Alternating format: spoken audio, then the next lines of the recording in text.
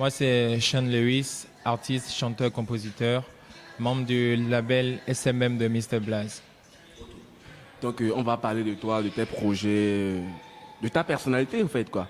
Bon, dis-moi d'abord, comment tu as commencé, comment tu as découvert la musique? J'ai découvert la musique très tôt, je dirais, grâce à ma grand-mère qui m'a initié très tôt à la musique, à la chorale. Et l'envol a pris tout de suite. J'étais vraiment imprégné. J'ai d'abord commencé par la batterie. Et après, je suis allé au chant et voilà, je ne l'ai plus quitté, quoi. Donc, tu as commencé, tu as découvert la musique grâce à ta grand-mère qui était choriste, au fait. Et tu as commencé en étant batteur à la batterie. Mais pourquoi tu n'as pas continué en tant que bassiste et tu es devenu chanteur? J'ai pas continué en tant que batteur, peut-être parce que j'y étais pas prédestiné. Mais je peux dire que le fait d'avoir appris à jouer à la batterie a contribué à beaucoup dans ma carrière de chanteur, puisque le tempo, c'est quelque chose de très, très, très important dans le chant. Du coup, je ne rate presque jamais mes tempos. Voilà.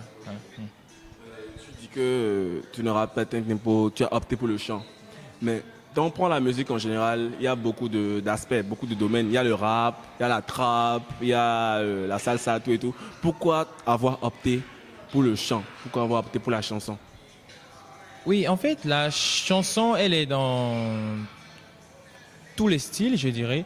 La salsa et autres, il y a de la chanson, mais juste, je dirais plutôt que moi, je fais plus de la world music. Je fais vraiment du R&B, mais à côté, je m'essaie à tous les styles de chant.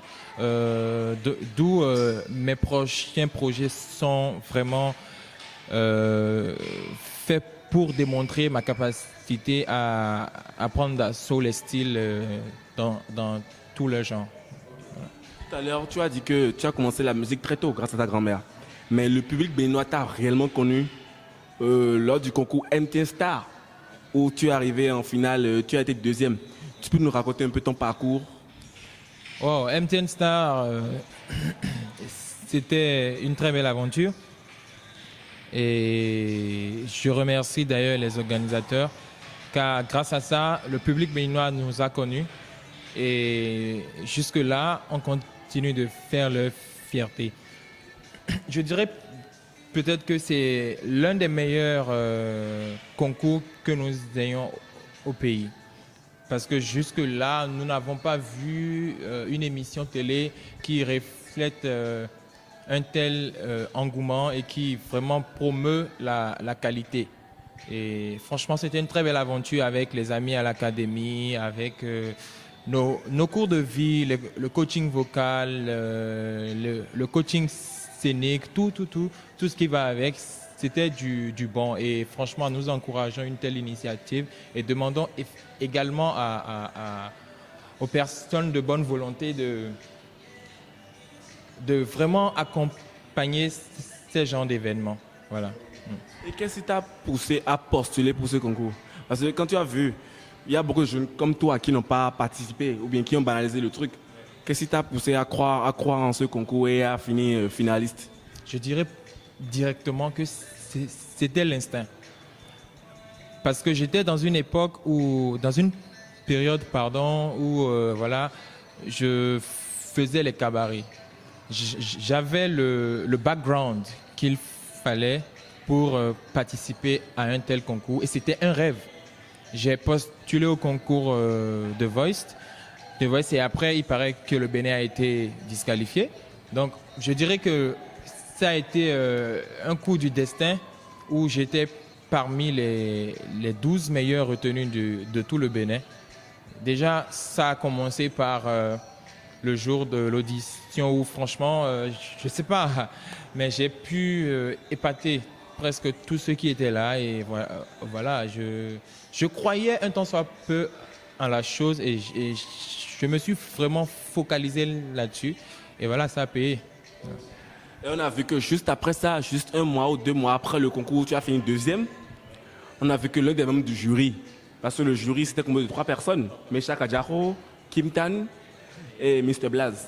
l'un des membres de jury, Mr. Blaze, t'a signé dans son label Self-Made Man. Comment s'est faite cette approche? Est-ce que déjà durant le concours, il te regardait et te disait que genre, il allait t'amener en finale parce qu'on est au Bénin, que tout est préparé dans les coulisses? Est-ce qu'il disait déjà qu'après il allait te signer ou bien comment ça s'est fait? C'est à la finale qui t'a proposé d'intégrer son label ou comment? Est-ce que raconte-nous un peu comment t'es fait ta rencontre avec Mr. Blaze? Dire déjà que Mr. Blaze a peut-être facilité mon arrivée en finale, je dirais non, puisque c'était une émission qui était vraiment suivie du côté juridique et donc les notes étaient données selon la prestation de chacun et le public était aussi, donnait également son amendement. Et voilà, j'ai pu rencontrer Mr. Blaze bien après le concours. Je suis allé vers Mr. Blaze moi-même parce que je sais que c'est quelqu'un qui est incontournable dans le rap game, qui est dans le milieu urbain. Donc je suis allé vers lui et tout de suite il a cru. Je ne sais pas s'il s'attendait à ça, mais il n'a pas hésité à travailler avec moi. Et il me l'a fait comprendre que là où il y a le talent, lui, il est là et il sait reconnaître le talent. Du coup, ben voilà, qui ne va pas hésiter à travailler avec moi. Et voilà, l'aventure a commencé.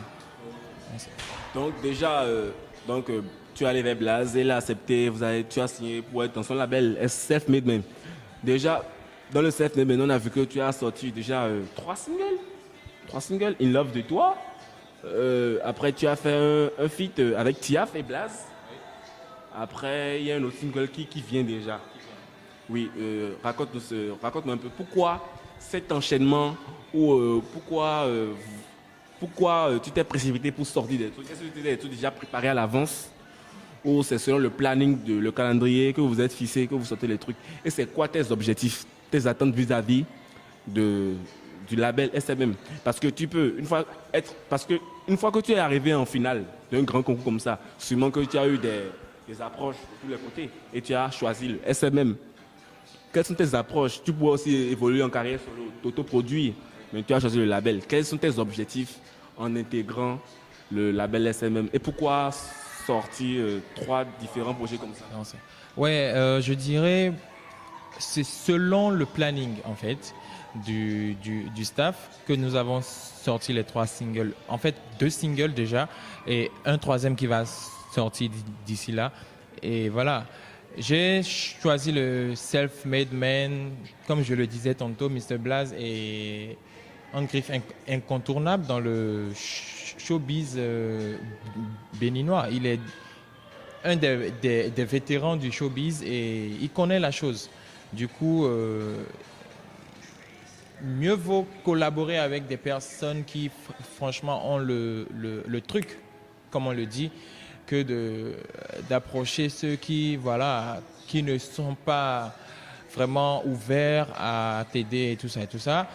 C'est vrai qu'ils te diront, voilà, si tu t'étais rapproché de nous, on t'aurait aidé et tout ça. Mais bon, c'est une question de chance et de destinée, je dirais aussi.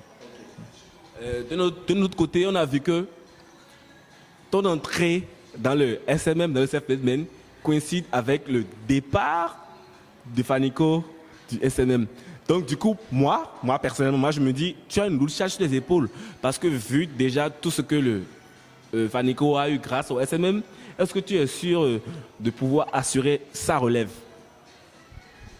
Assurer la relève de Fanico, je dirais non.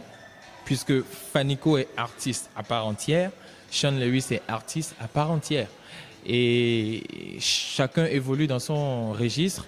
Et voilà, on fera notre petit bonhomme de chemin tout en espérant retomber sur nos pieds. Donc, Jean, tu ne veux pas être la relève de Fanico, tu veux être ta propre relève, si possible même dépasser Fanico. Je veux bien inspirer également des jeunes comme moi. Et voilà, ça a été un rêve, c'est un rêve et je le vis au jour le jour. Du coup, je veux créer mon image, d'où j'ai quasiment pas d'idole, moi. Et j'ai pas d'idole à suivre, ni d'ombre à relever et tout ça. Voilà. Parlant d'image, moi, je ne sais pas si c'est l'avis du public, moi, personnellement, moi, j'ai écouté tes sons. J'ai vu que ce qui revient à chaque fois, c'est l'amour, c'est les femmes, c'est le paradis. C'est quoi? Quelle est ta source d'inspiration? C'est les femmes? Pourquoi avoir choisi rien que ce sujet-là à aborder dans tes singles? Vous savez, on dit souvent que la femme, c'est la vie. Et nous ne serions pas là si il n'y avait pas les femmes. J'aime les belles femmes, vous voyez. Et je peux dire que c'est ma source d'inspiration. Et à côté de ça, il y a le fait que j'aime la bonne humeur, j'aime tout ce qui est joyeux, tout ce qui est fun et tout ça. J'aime pas les histoires, j'aime pas les prises de tête. Entre la tranquillité et tout le reste, franchement, je préfère la tranquillité, la bonne humeur et tout ça. Du coup, c'est plutôt ce qui m'inspire à chanter plus de l'amour et également qui dit amour parle de femmes et tout ce qui va avec. Donc, l'amour m'inspire, les belles femmes m'inspirent et j'adore les aventures. Voilà. Donc tu adores les aventures. Est-ce que c'est par rapport à tout ça que le Mr. Blast a surnommé la drogue douce? Parce que j'ai vu, il y a des posts où on met Saint Lewis la drogue douce. C'est par rapport à tout ça qu'on t'a surnommé la drogue douce? Mr. Blast ne m'a pas surnommé la drogue douce, c'est le public. C'est le public et voilà, de tu à toi ça a pris et voilà. Et je pense bien saouler les gens de manière douce. Du coup, je l'ai adopté aussi. Donc la drogue douce, Sean Lewis. La drogue douce, Sean Lewis. Parlant toujours de ton style, est-ce que tu es de ces artistes-là qui fument, qui prennent à boire avant d'aller en studio, ou toi tu es sous la douche? Parce que certaines personnes disent que eux, c'est quand ils sont sous la douche qu'ils ont l'inspiration, ou c'est quand ils sont en moto, quand ils conduisent que l'inspiration vient, ils s'arrêtent, ils s'écrivent. Ou... Comment toi tu fais pour avoir l'inspiration et aller en studio pour écrire? Comment ça se passe, le processus de création là? Déjà, je ne fume pas. Je ne bois pas. Ça pourrait étonner plus d'un. Je ne connais pas la saveur de la cigarette, donc jusqu'à aller connaître la saveur de la beuh.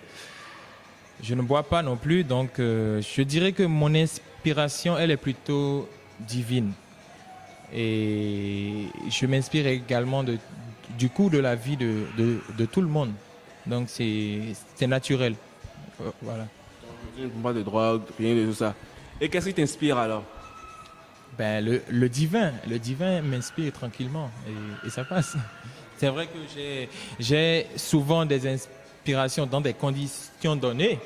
J'ai déjà eu des inspirations en faisant l'amour avec une femme. J'ai déjà eu des inspirations sous la douche. J'ai eu des inspirations j'ai eu des songes en fait. J'ai eu des morceaux dans mon songe avec tout arrangement. Du coup, je dis c'est le divin en fait. Voilà. Déjà, il y a un truc que moi j'ai retenu là tout de suite. Tu viens de dire que tu as eu, il t'arrive d'avoir des inspirations en faisant l'amour. Bon, déjà, tu vas nous parler de ta vie privée là. Est-ce que Sean Lewis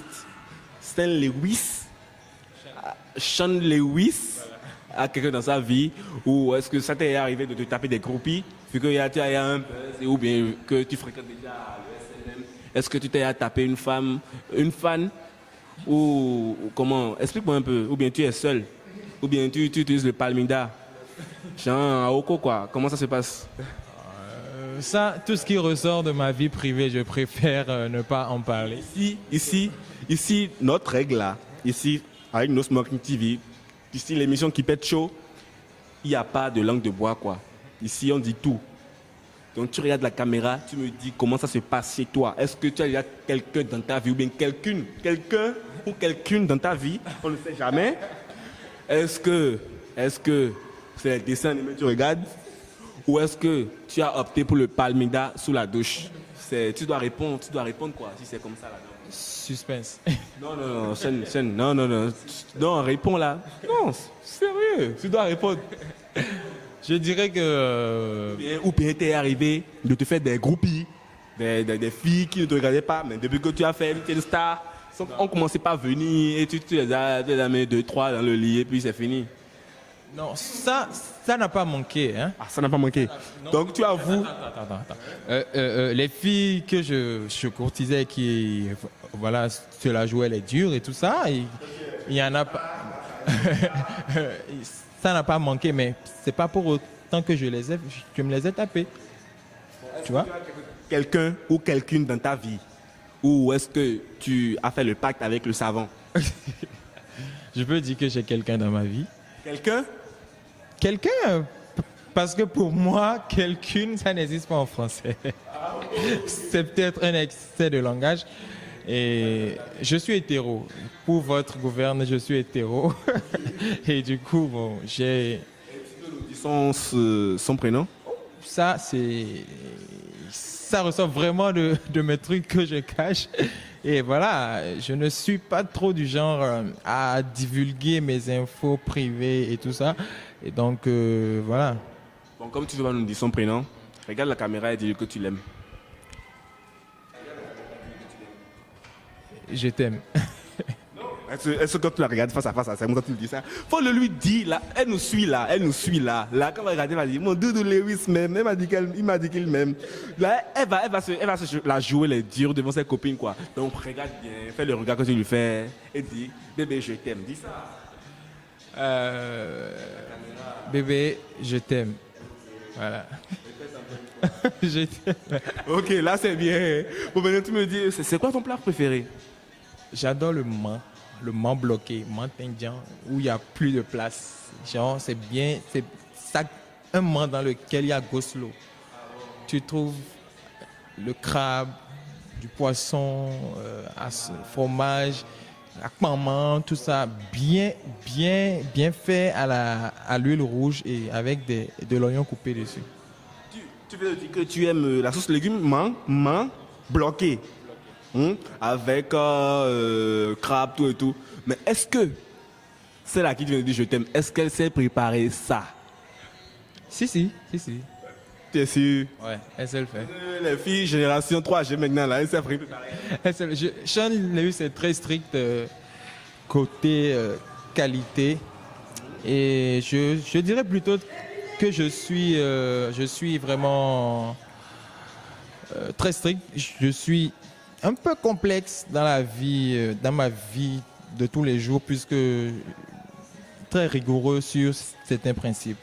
Du coup, ça fait une femme qui sait bien faire la cuisine, ça fait partie de mes principes. Donc, je vais revenir un peu sur ton image. Je vais me lever. J'ai vu que là, tu es en... C'est quelle marque? Tu es en Fubu. Fubu, c'est très rare. Hein. Tu es en Fubu. Tu as porté un jean slim là, avec des bracelets sur une tête de mort façon, non? Shambhala avec des pierres précieuses, chaîne en diamant ou en or, ouais, ça brille, ça scintille avec un t-shirt clean. Bon, dis-moi, c'est quoi la place de... Est-ce que tu sais où c'est fashion? Ouais, j'adore tout ce qui est beau, tout ce qui est fashion. Et en même temps, je n'aime pas trop m'accoutrer lourdement. J'aime tout ce qui est relax, mais beau. C'est quoi la place de la mode dans ta vie d'artiste? Waouh. En tant qu'artiste urbain, mais avant même mon côté artiste, j'adore m'habiller, j'adore refléter. Du coup, ça occupe une place vraiment importante dans ma vie, à côté de ma carrière. Et je pense que maintenant, jumeler les deux, ça ferait vraiment un gros coup. Là, je vois aussi que le gars s'est coiffé. Hein. Genre comme l'autre là dit, le garçon est mignon, quoi. Genre, les cheveux là aussi, là, c'est comment?